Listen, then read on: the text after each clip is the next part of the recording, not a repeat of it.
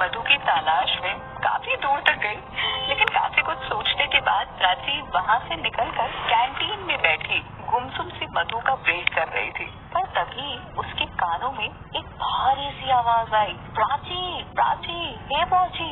ये सुनकर प्राची ने चारों ओर नजरें घुमाई तो सामने आयशा दूर से खड़ी खड़ी चिल्ला रही थी। आयशा को देखकर प्राची ने गुस्से वाला रिएक्शन बनाया और खुद में बड़बड़ाती हुई बोली, इस कॉलेज में पूरी की पूरी 100 लड़कियां हैं, पर मुझे समझ नहीं आता कि इस आयशा को मेरी और मधु के पीछे भागना ही क्यों होता है। इससे क्या मिलता है? प्राची तुम कहाँ यहाँ अकेले बैठी हुई हो?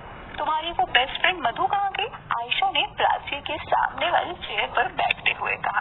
प्राची नहीं चाहती थी कि वो आयशा के किसी भी सवाल का जवाब दे, पर उसकी मजबूरी थी क्योंकि आयशा कॉलेज की सब हेड थी और इस नाते प्राची को आयशा से बात करनी ही पड़ती थी।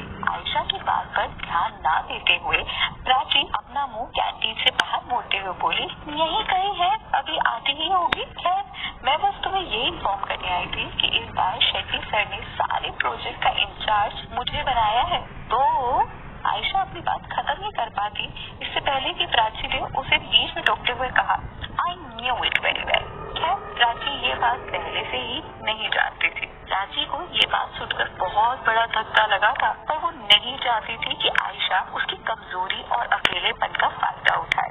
आयशा तो अपनी बात कहकर कैंटीन से चली गई, पर प्राची वहीं बैठी बैठी सोचने लगी कि इस बार ऐसा क्या हो गया जो आयशा को इंचार्ज बना दिया गया, वरना पिछले 2 साल से तो हमेशा से प्राची ही हर प्रोजेक्ट में इंचार्ज बनती थी। क्या उससे कोई गलती हुई है या फिर इसके पीछे कोई अलग ही कारण है? मैं खुद जाकर शेट्टी सर से बात कर लूंगी। इतना कहकर प्राची अपनी चेयर से उठी और स्टाफ रूम की ओर तेजी से बढ़ने लगी। आज उसे ऐसे लग रहा था जैसे किसी ने उसके चेहरे पर जोर से तमाचा मार दिया हो। वो जैसे ही स्टाफ रूम में पहुंचकर अंदर कदम रखने लगी, उसने सामने मधु को शेट्टी सर से कुछ बात करते हुए सुना। सर बस प्राची ही क्यों? ये काम तो मैं भी कर सकती हूँ ना, प्लीज ये काम आप मुझे दे दीजिए। मधु शेट्टी सर के सामने खड़े होकर उनसे गिड़गिड़ा कर कह रही थी। प्राची ने मधु को ऐसे पहले कभी नहीं देखा था। उसे समझ नहीं आ रहा था कि मधु किस काम की बात कर रही है। प्राची वहीं खड़े होकर मधु और शेट्टी सर की बातें सुनने लगी। You can't do it, but why sir? Madhu तुम्हें भी पता है कि प्राची कॉलेज की हेड है, तो ये काम उसे ही करना होगा। पर है सर, आप मेरी बात नहीं समझ रहे। ये काम मेरे लिए बहुत जरूरी है। प्लीज बस ये काम आप मुझे कर लेने दीजिए, बाकी मैं कभी भी आपसे कुछ नहीं मांगूंगी। ठीक है, तुम इतना जिद कर रही हो तो मैं ये काम तुम्हें दे रहा हूँ, पर ध्यान रहे कोई गड़बड़ी ना हो। श्योर सर, प्लीज ये बात प्राची को पता नहीं चलनी चाहिए। ओके, मैं उसे कुछ नहीं कहूँगा। इतना कहकर शेट्टी सर स्टाफ रूम से बाहर निकल गए। प्राची ने मधु और शेट्टी सर के बीच की सारी बातें सुन ली थी। उसे समझ नहीं आ रहा था कि उसकी बेस्ट फ्रेंड उससे क्या छिपा रही है और वो कौन सा काम है जो मधु ने प्राची से छीन लिया है। पहले आयशा और अब मधु, क्या हो रहा है ये सब उसके साथ? प्राची ने एक गहरी सांस ली और अपने रूम पर वापस चली गई। शाम को जब मधु कॉलेज से लौटी तो उसने प्राची को इस हाल में देखा। उसे देखते ही मधु बोली, अरे प्राची, तुम आज बिना बताए कॉलेज से आ गई, क्या हुआ? कुछ नहीं, बस तबीयत नहीं ठीक लग रही थी। प्राची ने हल्की आवाज में जवाब दिया और चुपचाप कंबल ओढ़कर लेट गई। अरे क्या हुआ तुम्हें? मधु ने प्राची के सिर पर अपनी हथेली रखते हुए कहा। प्राची की आंखों में आंसू थे। वो जी भर के रोना चाहती थी। जिस लड़की के लिए तो वो सब कुछ लुटा रही थी, आज वही लड़की प्राची से उसका सब कुछ छीनने पर तुली हुई थी। पर क्या सच में मधु ऐसा कुछ कर सकती थी? क्या सचमुच मधु प्राची से उसका रुतबा और ताकत और उसका हौसला छीनना चाहती थी? प्राची कुछ समझ नहीं पा रही थी। उसने सब कुछ हालात पर छोड़ते हुए अपनी आंखें बंद की और खुद को नींद के आगोश में भर लिया। 2 घंटे बाद जब वो नींद से उठी तो उसने खुद को फ्रेश और लाइट फील किया। उसका भारी सर अब हल्का हो गया था। बेड पर लेटे ही उसने सामने की ओर नजरें घुमाई तो बाहर मधु किसी से फोन पर बात कर रही थी। ये देखकर प्राची ने कंबल हटाया और गेट के पीछे छुपकर मधु की बातें सुनने लगी। देखो आयशा, ये काम जितना तुम्हारे लिए जरूरी है उतना मेरे लिए भी, इसीलिए जितना जल्दी से जल्दी हो इस काम को निपटाओ।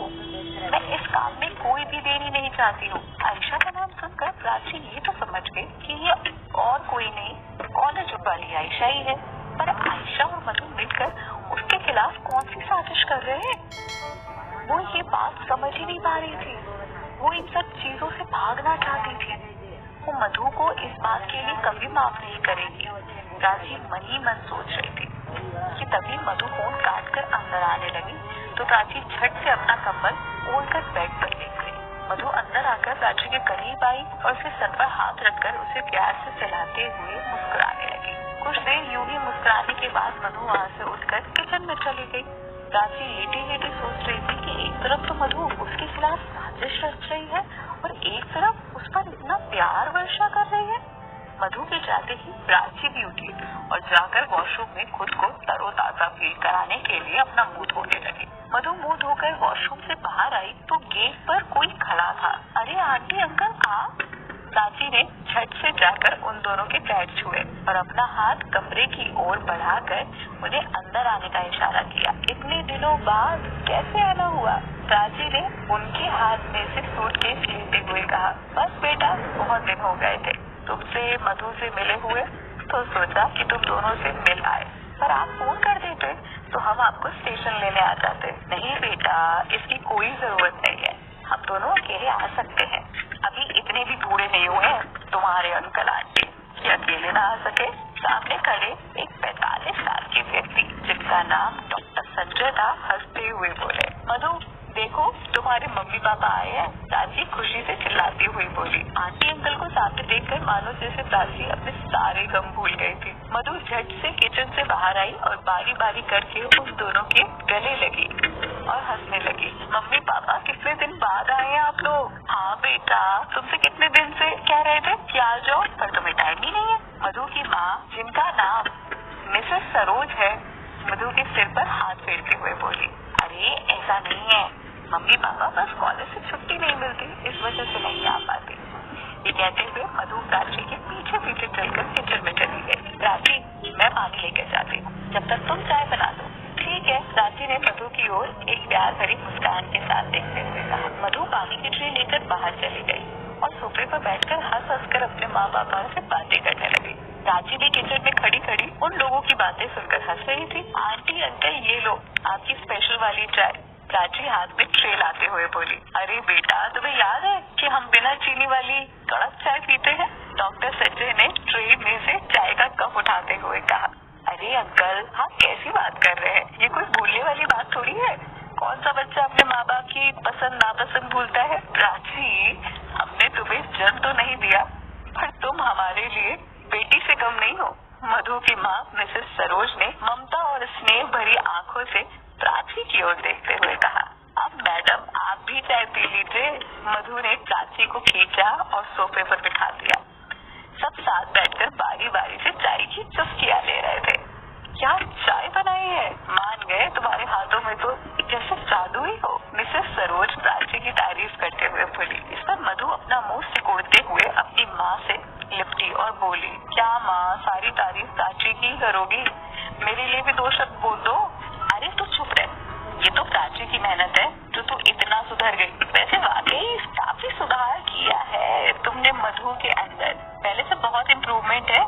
डॉक्टर संजय ने चेहरे पर सीरियस वाले हाव भाव बनाते हुए कहा। माँ पापा आप चेंज कर लीजिए, जब तक हम लोग नीचे से कुछ फ्रेश सब्जियां लेकर आते हैं। ठीक है बेटा। इतना सुनकर मधु प्राची को खींचकर सीढ़ियों पर से तेजी से भगाने लगी। अरे मधु धीरे, गिर जाऊंगी वरना, प्राची ने खुद को संभालते हुए कहा। पर मधु खुशी के मारे इतना पागल थी कि उस पर प्राची की किसी भी बात का असर नहीं हो रहा था। वो दोनों भागकर नीचे पहुंची।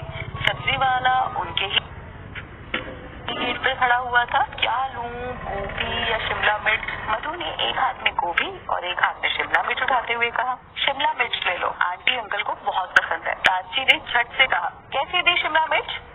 मैडम, अभी मौसम में बदलाव के कारण सारी सब्जियां महंगी चल रही हैं, पर आपके लिए एकदम सही लगा देते हैं।